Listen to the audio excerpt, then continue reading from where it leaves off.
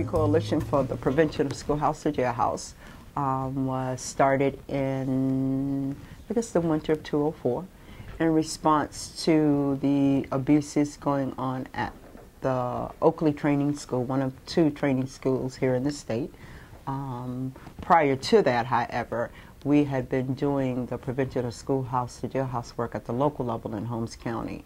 We had seen so many of our children on the street during school hours until when we started to ask them what was going on, many of them told us they were coming back from the training schools and could not get back into the regular public schools. We started to document the stories that our young people were telling us, meeting with their parents, and really started to organize around changing policy at the local school level to ensure that our children were receiving a quality education. We brought together stakeholders who were interested in this issue, from organizers to students to parents to public policy people to attorneys, to really look at the issues that were going on. Keep in mind that there was already a consent decree on the training schools as that was about 20 years old as a result of the same kinds of abuses 20 years prior to that.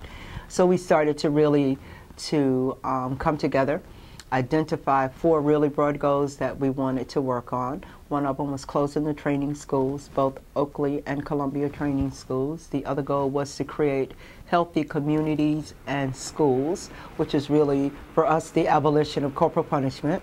Excuse me. The third goal was to really push for a statewide, state-funded public defender system for young people once they're caught in the youth court. And the fourth goal was really to organize and bring parents and young people together who are directly impacted by these issues. And so we continue to work on that. Some of our accomplishments have been the closing of Columbia Training School for girls. We're still working on closing the boys' training school.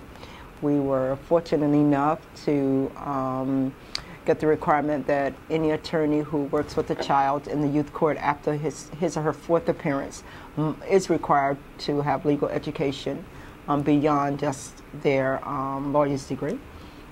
So we've been very fortunate, I think, to really work on this issue, because for us, juvenile justice is really an education issue. This legislative year, I think one of the goals that we will work on, at least one of the issues that we will pay close attention to, is what we call disproportionate minority contact or confinement.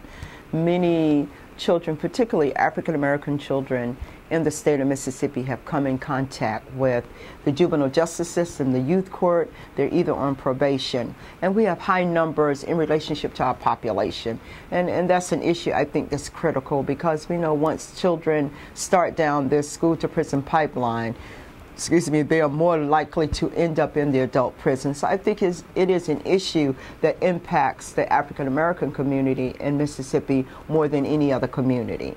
And so I think that will be a prime issue for us to at least do some organizing around, to investigate, do some research to find out what those numbers really look like and to reduce those numbers. So I really see that as a highlight of our work this coming legislative year.